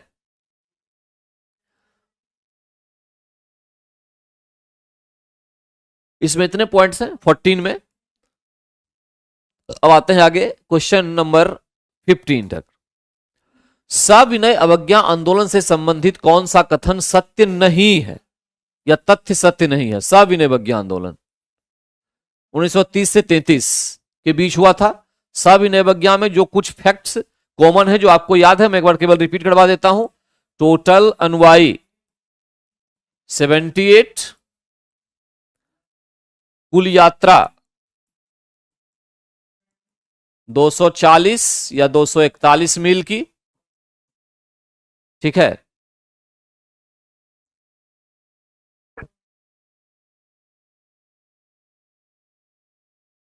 पांच अप्रैल को दांडी पहुंचना और 6 अप्रैल को नमक कानून तोड़ना। नमक कानून तोड़ना, इतने पॉइंट तो थे, ठीक है, ये सविनय अवज्ञा आंदोलन से संबंधित, ठीक। अब इसमें कौन सा कथन सत्य नहीं है? इसमें महिलाओं, कृषकों और व्यापारिक समूहों ने बढ़ चढ़कर हिस्सा लिया, बिल्कुल नहीं लिया, ये सही नहीं है। महिलाएं एक आध थी, बहुत कम, नहीं के बराबर। कृषक और व्यापारी नहीं थे। हिंदू मुस्लिम एकता, ये पॉइंट तो सही है। कांग्रेस को एक संगठन के रूप में अत्यधिक शक्तिशाली बनाया गया, ये भी सही है। कांग्रेस को संगठन के रूप में अधिक शक्तिशाली इस आंदोलन ने बनाया, ठीक है। श्रमिकों की भागीदारी बहुत अधिक थी, ये पॉइंट सही नहीं है। श्रमिकों की भागीदारी नहीं थी, इसका मतलब हुआ कि सही नहीं पूछ रहा है, तो 1 और 4 सही नहीं है, सी आंसर होगा। करेक्ट आंसर इसका हुआ सी, ठीक है, करेक्ट आंसर सी हुआ। इसमें 1 और 4th, ठीक है, फर्स्ट और 4th ये सही नहीं है, बाद बाकी सारा कुछ इसमें सही है, ठीक, ये ध्यान रखिएगा। अच्छा, इसमें अगर बिहार की बात की जाए सविनय अवज्ञा आंदोलन में, तो बिहार में देखिएगा कि 3 प्रकार के जो आंदोलन थे, उसका संबंध सविनय अवज्ञा आंदोलन से था, ठीक। एक तो नंगी हड़ताल जो था, छपरा के सैनिकों के द्वारा किया गया था, वो इसी के पक्ष में, एक तो पॉइंट ये था। दूसरा था नखास पिंड आंदोलन। नखास पिंड आंदोलन, आंदोलन अंबिका चरण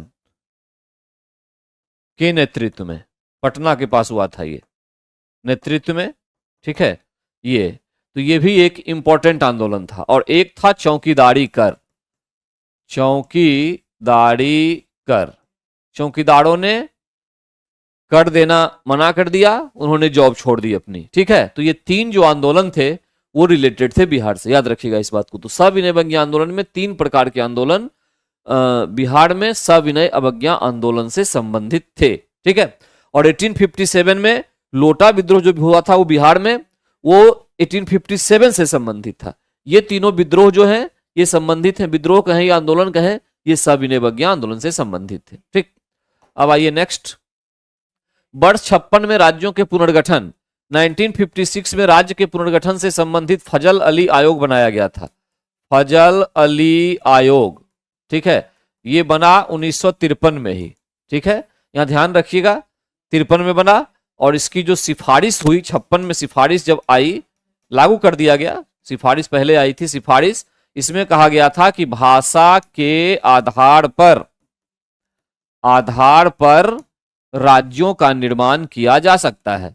राज्यों का निर्माण हो सकता है, हो सकता है, बस उसमें कंडीशन है कि देश की एकता और देश की अखंडता सुनिश्चित रहनी चाहिए। देश की एकता और अखंडता को सुनिश्चित रखते हुए जो है भाषा के आधार पर राज्य का निर्माण हो सकता है। इस कमेटी की सिफारिश से पहले सरकार ये मानने को तैयार नहीं थी कि भाषा के आधार पर अलग अलग निर्माण यहां बनेगा, ठीक है, यहां किया जाएगा।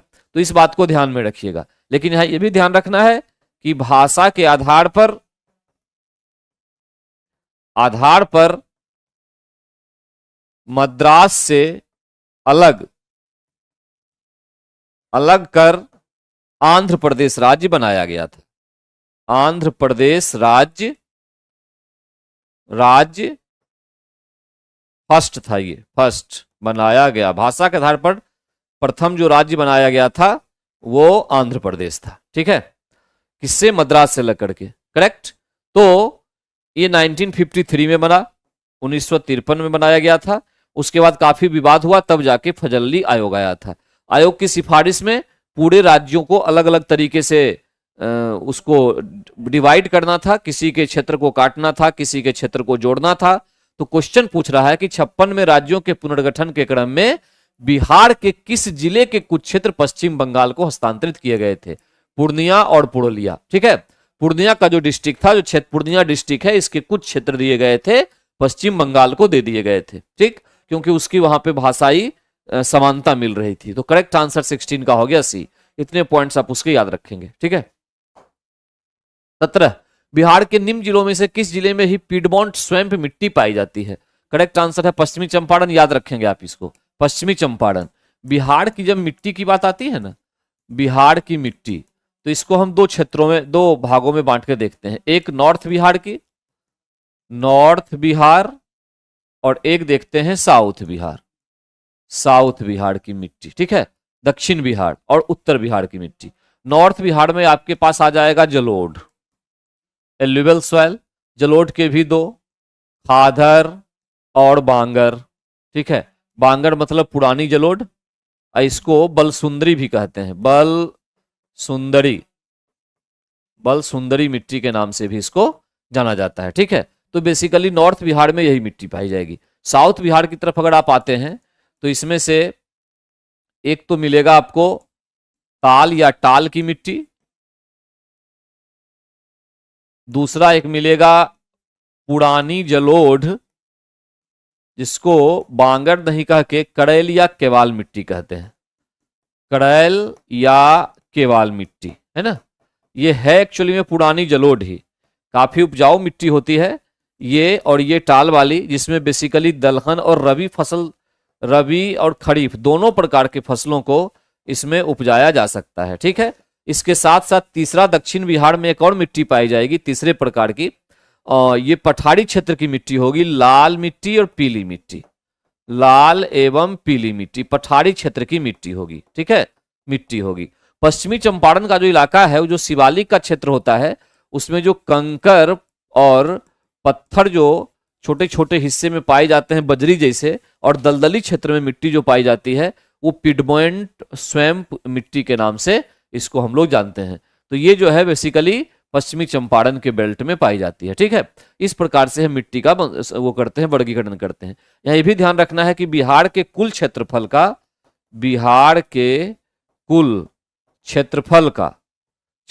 का लगभग 96% मैदानी इलाका है। 4% में पठार पहाड़ जो है मैदानी क्षेत्र है, मैदानी क्षेत्र है, ठीक है, ये ध्यान रखिएगा। 96% बिहार का क्षेत्र मैदानी पड़ता है। तो करेक्ट आंसर इसका हो गया पश्चिमी चंपारण। 18 पे आते हैं, क्वेश्चन नंबर 18। दिबांग, कामेंग और लोहित किस नदी की सहायक नदी है? ब्रह्मपुत्रा, बिना किसी डाउट के ब्रह्मपुत्रा की सब क्या है? सहायक नदी है। लोहित जैसे ही है, लोहित, कामेंग, दिबांग, ये सब ब्रह्मपुत्रा। ब्रह्मपुत्रा जो है यांगसी ग्लेशियर से निकलती है, ग्लेशियर से निकलती है, ठीक है। यांगसी ग्लेशियर मानसरोवर झील के पास ही है यांगसी ग्लेशियर। यह 1300 मान के चलिए लगभग किलोमीटर जो है ये भारत में प्रवाहित होती है, होती है। कुल लंबाई अगर देखें तो लगभग 2900 किलोमीटर के आसपास है, 2900 किलोमीटर है। ठीक है, तो एक तो पॉइंट ये हो गया ब्रह्मपुत्रा का। अच्छा, इसमें एक बात और ध्यान रखना है कि ब्रह्मपुत्रा जो है इसको तिब्बत में सांगपो, अरुणाचल में दिहांग तथा असम में ब्रह्मपुत्र कहते हैं। एक इंपॉर्टेंट पॉइंट में इसे बताना चाहता हूं कि असम में ब्रह्मपुत्र गुम्फित मार्ग का अनुसरण करती है, जिसके कारण कई सारे नदी द्वीप का निर्माण होता है। माजुली एक ऐसा ही दुनिया का सबसे बड़ा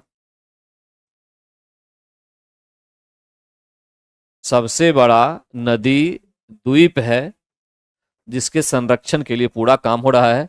और असम में इस माजुली को एक डिस्ट्रिक्ट घोषित किया गया। मैं क्या बता रहा हूं कि ब्रह्मपुत्र जो है गुम्फित मार्ग का अनुसरण करती है। एक धारा यहां से आई, एक यहां से आई, वो दोनों मिलकर फिर आगे बढ़ गई, बीच का क्षेत्र सूखा रह गया, तो यहाँ पे एक द्वीप जैसा बन गया।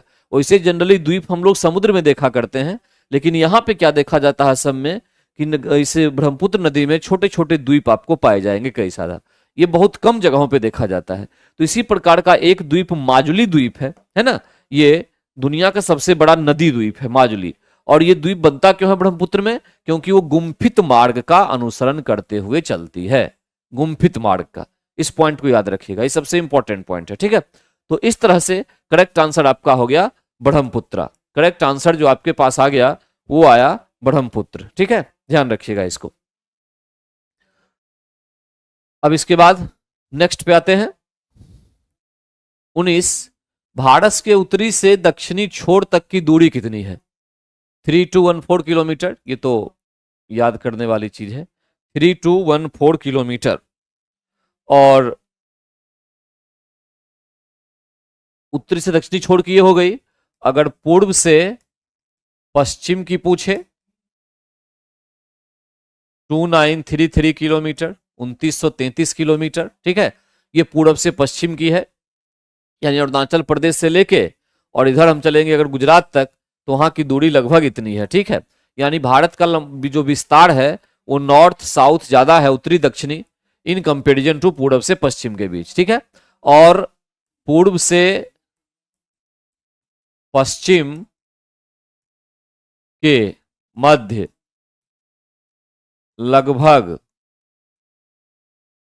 अक्षांशीय रूप से 2 घंटे का अंतर पाया जाता है ना।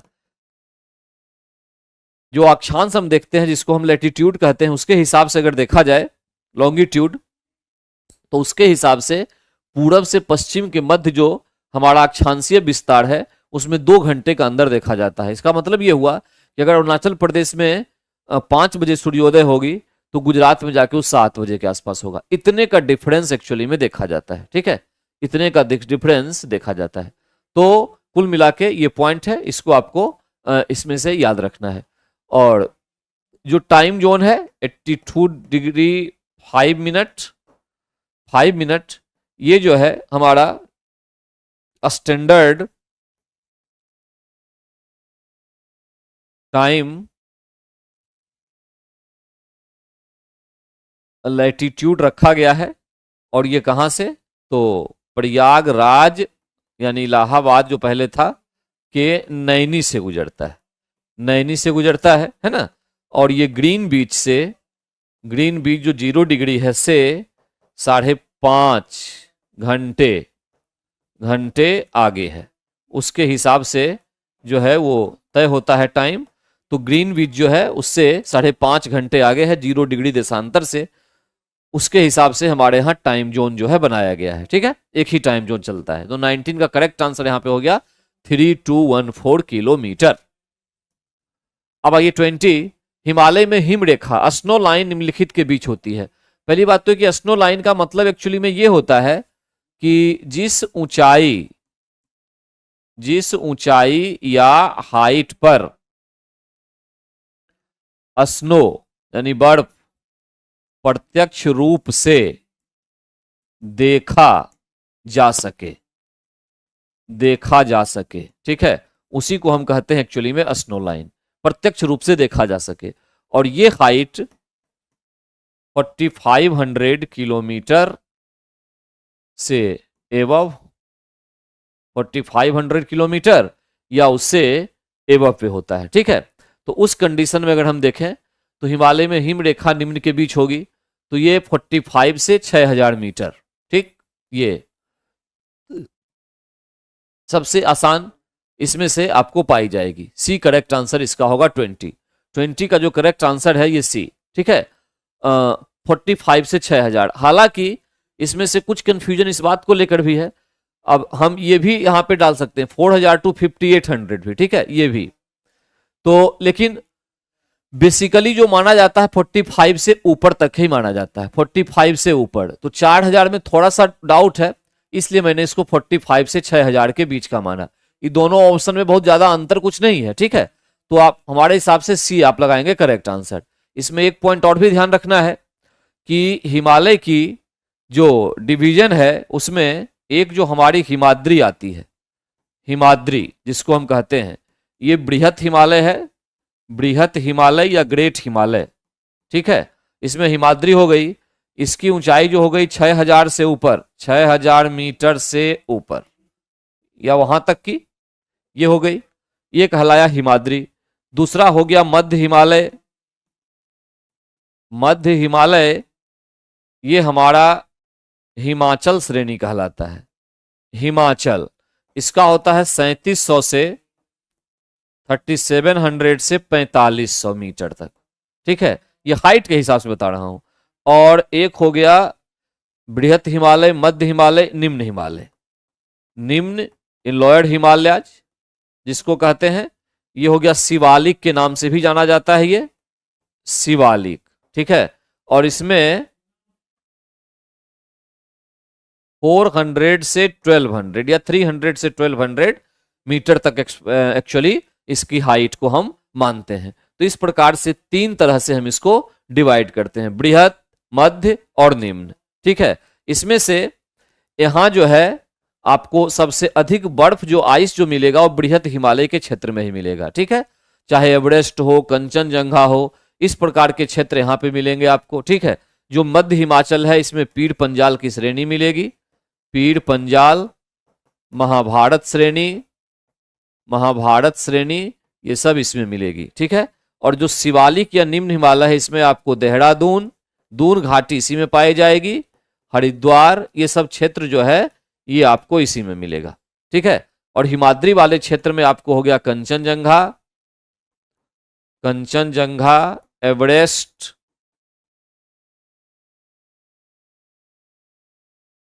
नामचा बड़वा, ये सब हिमाद्री के बीच आता है। ठीक है, तो ये डिवीजन होता है। तो करेक्ट आंसर हमारे पास आया 20 का सी।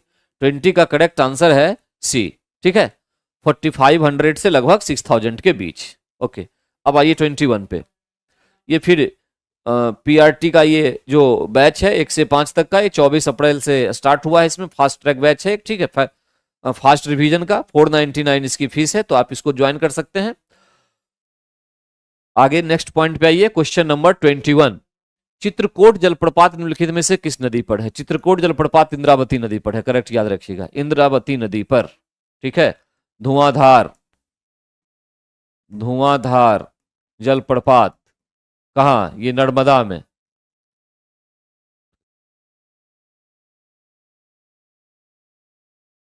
ये नर्मदा नदी मध्य प्रदेश में, ठीक है, धुआंधार जलप्रपात हो गया। तो एक तो ये पॉइंट है। शिव समुद्रम, शिव समुद्रम कावेरी नदी कर्नाटक, कर्नाटक, जोग या गरसोप्पा, गरसोप्पा, ये शरावती नदी, शरावती नदी कर्नाटक, इसको गांधी सागर भी कहा जाता है, ठीक है। तो ये सब पॉइंट याद रखेंगे, ये सब कुछ महत्वपूर्ण जो है ये जलप्रपात है, ठीक। एक यहां पे आई दूध सागर भी है, इसको भी याद रखिएगा, मांडवी नदी पे, और ये है गोवा में, गोवा। तो इन सबको याद रखेंगे। यहां पर जो चित्रकूट का दिया हुआ इंद्रावती नदी। बिहार की बात की तो एक को पॉइंट को याद रखिएगा, ककोलत नदी पर नवादा में ककोलत जल प्रपात है, ककोलत जल प्रपात है, जहां लोग घूमने भी जाते हैं, ठीक है। तो ये पॉइंट एक आपको याद रखना है, ठीक है। आगे चलिए, क्वेश्चन नंबर 22। भारत में वृक्षारोपण उत्सव वन महोत्सव के जन्मदाता कौन है? वृक्षारोपण उत्सव वन महोत्सव, वृक्ष को लगाना है और इसको आगे बहुत बढ़ाना है, इसका जो जन्मदाता विनोबा भावे को माना जाता है, ठीक है, विनोबा भावे को माना जाता है। इन्होंने भूदान आंदोलन की शुरुआत की थी, ये भी याद रखिएगा, भूदान आंदोलन। जो जमींदार थे बड़े बड़े, उनसे इन्होंने जमीन को वापस करने और लोगों को देने के लिए कहा था दान के रूप में। यही भूदान आंदोलन का चर्चित इनका रहा था, विनोबा भावे का, ठीक है। और ये महात्मा गांधी के सत्याग्रह आंदोलन जब महात्मा गांधी ने चलवाया था, सत्याग्रह आंदोलन, ठीक है, तो उसके प्रथम सत्याग्रही विनोबा भावे ही थे, प्रथम सत्याग्रही ये विनोबा भावे थे, ठीक है, ये ध्यान रखिएगा। तो यहाँ पे करेक्ट आंसर हमारे पास आया, भारत में वृक्षारोपण उत्सव वन महोत्सव है, इसके जन्मदाता कौन है? विनोबा भावे। करेक्ट आंसर है बी, करेक्ट आंसर है बी। आइए नेक्स्ट 23 पे, निम्नलिखित में से किस क्षेत्र को भारत का चावल का कटोरा कहा जाता है? चावल का कटोरा कृष्णा गोदावरी डेल्टा, कृष्णा गोदावरी डेल्टा क्षेत्र को भारत में चावल का कटोरा कहा जाता है, ये सी है, ठीक है। चावल जो है ये खरीफ फसल है, ये एक खरीफ फसल है, ठीक है। इसके लिए वार्षिक जो वर्षा है वो लगभग 200 सेंटीमीटर तक होनी चाहिए, 80 से, ठीक है, या 50 से भी लिख सकते हैं, 200 सेंटीमीटर। टेम्परेचर 20 डिग्री सेंटीग्रेड से लेके 27 डिग्री सेंटीग्रेड। बुआई के समय इतनी चाहिए 20 डिग्री, फिर काटते काटते 27 डिग्री पहुंचना चाहिए, ठीक है। इतने पॉइंट्स को याद रखेंगे तब जाके काम चलेगा। एक तो पॉइंट ये हो गया। इसके साथ साथ दूसरी बात क्या और भी है इसमें से, कि भारत के कुल सकल क्षेत्र का 23% तथा कुल कृषि बुआई क्षेत्रफल के 47% भाग पर चावल उपजाया जाता है। ये एक इंपॉर्टेंट पॉइंट है, ध्यान रखिएगा, चावल उपजाया जाता है। यानी भारत के कुल क्षेत्रफल को देखें तो 23%, और जितनी क्षेत्रफल कृषि की बुआई हो रही है, खेती हो रही है, उसमें तो 47% भाग जो है अकेले चावल का होता है, चावल का होता है, ठीक है। और यहां पर उपज की अगर बात की जाए, भारत में तो उपज में ये 4213 या 4200 मान के चलिए, लगभग 4200 केजी प्रति हेक्टेयर है, हेक्टेयर है, जो बहुत ही कम है अगर दुनिया के अन्य देशों को देखें। ऑस्ट्रेलिया में ही 10,000 केजी प्रति हेक्टेयर होता है, हमारे यहाँ इतना ही कम है। अच्छा, इसमें यह भी ध्यान रखना है कि चावल के उत्पादन में चीन के पश्चात भारत सेकेंड पोजीशन पर है। सेकेंड पोजीशन पर है, याद रखिएगा। इतने पॉइंट्स आप याद रखेंगे चावल से रिलेटेड। और कृष्णा गोदावरी का जो डेल्टा होता है इसको एक्चुअली में भारत का चावल का कटोरा कहा जाता है, ठीक है। नेक्स्ट, निम्न में से कौन सा राज्य भारत में बॉक्साइट का सबसे बड़ा उत्पादक प्रदेश है? देखिए बॉक्साइट जो है इसमें दोनों बातें याद रखना है आपको, एक तो भंडार यानी स्टोरेज और दूसरा उत्पादन, ठीक है। भंडार में भी 51% और उत्पादन में 73%, लगभग 74% के साथ ओडिशा सबसे टॉप पे है। ओडिशा, तो करेक्ट आंसर यहां पे क्या हो जाएगा? ओडिशा हो जाएगा, ठीक है। भंडार में 51% और उत्पादन में 73%, तो करेक्ट आंसर हो गया ओडिशा। ओडिशा में बॉक्साइट का सबसे बड़ा भंडार उत्पादन दोनों होता है, ठीक है। यहां ध्यान रखिए बॉक्साइट जो है, बॉक्साइट भारत में लौह भस्म के रूप में पाई जाती है। लौह भस्म यानी इसमें आयरन का मिला जुला रूप होता है, लौह भस्म के रूप में पाई जाती है, जो लेटेराइट प्रकृति की होती है। लेटेराइट, ये सब एक्स्ट्रा इंफॉर्मेशन है। लेटेराइट प्रकृति की लाल या भूरे कलर की होती है, भूरे रंग की होती है। 3 क्वेश्चन का आंसर इस पूरे पैराग्राफ में है, इसको ध्यान में रखना है, ठीक है। भारत जो बॉक्साइट भारत में जो है, एक तो लौह भस्म के रूप में पाएगी, पहला पॉइंट ये। दूसरी बात ये लेटेराइट प्रकृति की हुई, और तीसरी बात ये लाल और भूरे रंग की होती है, ठीक है। ये तीनों पॉइंट्स आप याद रखेंगे। इसमें से सबसे टॉप पे जो हुआ मैंने लिख दिया ये पॉइंट्स है, ठीक।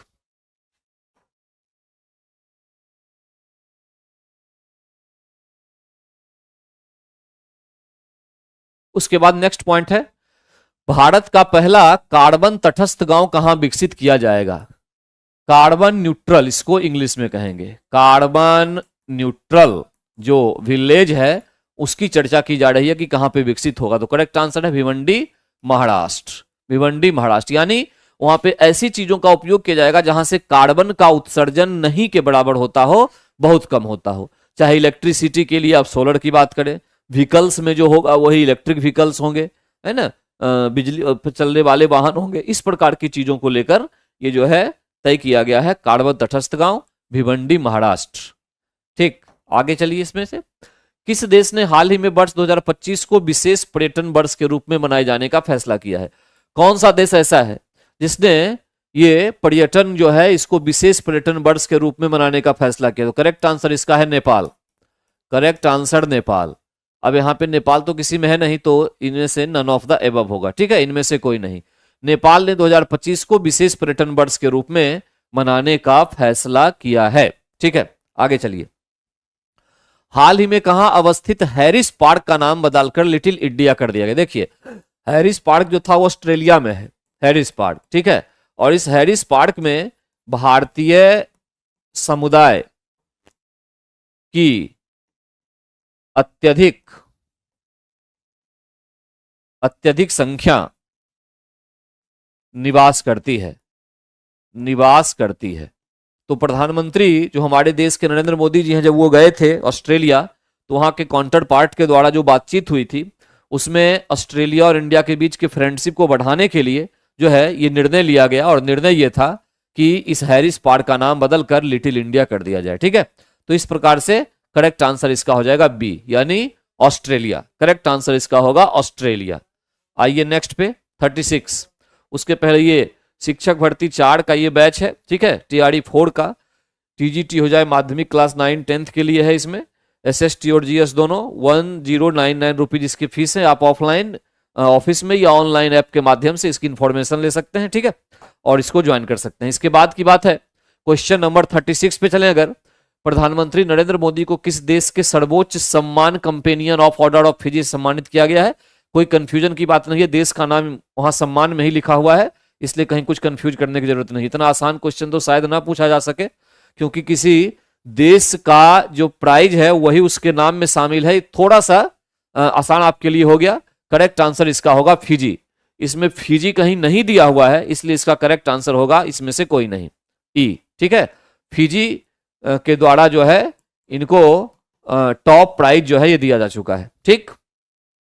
आगे आइए, हाल ही में 76वीं विश्व स्वास्थ्य सभा का आयोजन कहां किया गया? देखिए, विश्व स्वास्थ्य सभा का जो आयोजन होता है WHO के तत्वाधान में होता है, वर्ल्ड हेल्थ ऑर्गेनाइजेशन विश्व स्वास्थ्य संगठन के द्वारा, और विश्व स्वास्थ्य संगठन के द्वारा जो विश्व स्वास्थ्य सभा है वो जनरली जेनेवा में होता है, ध्यान रखिएगा। ही तो 76 भी जेनेवा में ही हुआ है। अब प्रॉब्लम इस बात को लेकर है कि जेनेवा स्विट्जरलैंड में है और दोनों ऑप्शन यहां दिया हुआ है, इसका मतलब अब जेनेवा लगाएंगे तो वो छूट जाएगा, वो लगाएंगे छूट जाएगा, इसलिए करेक्ट आंसर आप डी लगा लीजिए, उपयुक्त में से एक से अधिक, ठीक है। लेकिन ये एक्चुअल में होता जेनेवा में ही है, ठीक है, तो इसमें से आप लगा लीजिए उपयुक्त में से एक में अधिक। तो 37 का जो है करेक्ट आंसर ये हो गया जेनेवा या स्विट्जरलैंड, दोनों, ये याद रखना है, और यहां पे आंसर बन गया डी। नेक्स्ट पॉइंट है, किस जगह पर अवस्थित हुसैन सागर झील के किनारे डॉक्टर भीमराव अंबेडकर की 125 फीट ऊंची प्रतिमा का अनावरण किया गया? पहले भी क्वेश्चन आया हुआ है, करेक्ट आंसर इसका क्या होगा? हैदराबाद। करेक्ट आंसर इसका हुआ हैदराबाद में जो है अभी हाल फिलहाल में 125 फीट जो है ऊंची प्रतिमा डॉक्टर भीमराव अंबेडकर की लगाई गई है। डॉक्टर भीमराव अंबेडकर संविधान के निर्माणकर्ता, संविधान के निर्माणकर्ता, ड्राफ्ट कमेटी के चेयरमैन, ड्राफ्ट कमेटी के चेयरमैन, ठीक है, ये थे। तो बहिष्कृत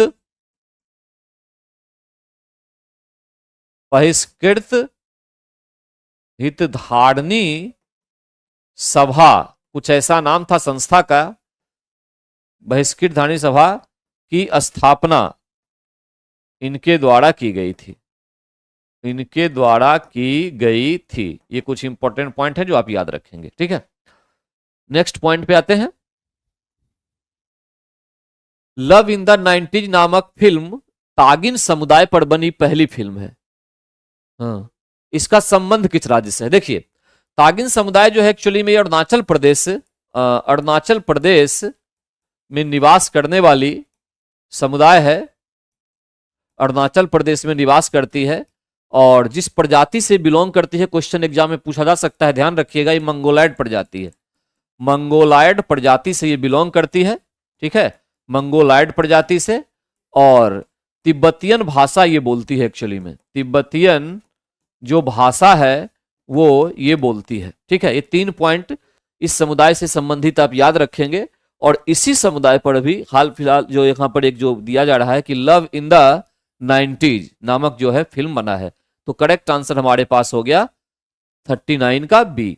39 जो है उसका करेक्ट आंसर हमारे पास बी आया, ठीक है, 39 का बी, अरुणाचल प्रदेश। और सबसे लास्ट में एक 40 क्वेश्चन है, 50 एक्चुअली मिस्टेक है, 40 नंबर क्वेश्चन जो है, किसके द्वारा हाल ही में पोषण भी पढ़ाई भी नामक एक अभियान का शुभारंभ किया गया है?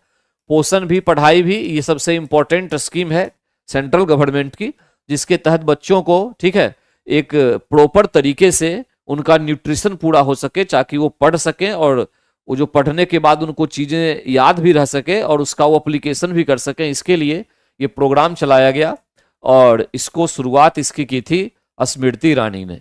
स्मृति ईरानी के द्वारा इसकी शुरुआत की गई थी, पोषण भी पढ़ाई भी, ठीक है। बच्चों के शारीरिक एवं मानसिक विकास को समर्पित ये जो है योजना है, ठीक ना, ध्यान रखिएगा इसको। तो इस तरह से करेक्ट आंसर इसका हुआ स्मृति ईरानी। तो आज के डिस्कशन को हम लोग यहीं पे समाप्त करते हैं। अगले क्लास में जब मिलेंगे तो फिर नए डिस्कशन के साथ, तब तक के लिए थैंक यू वेरी मच।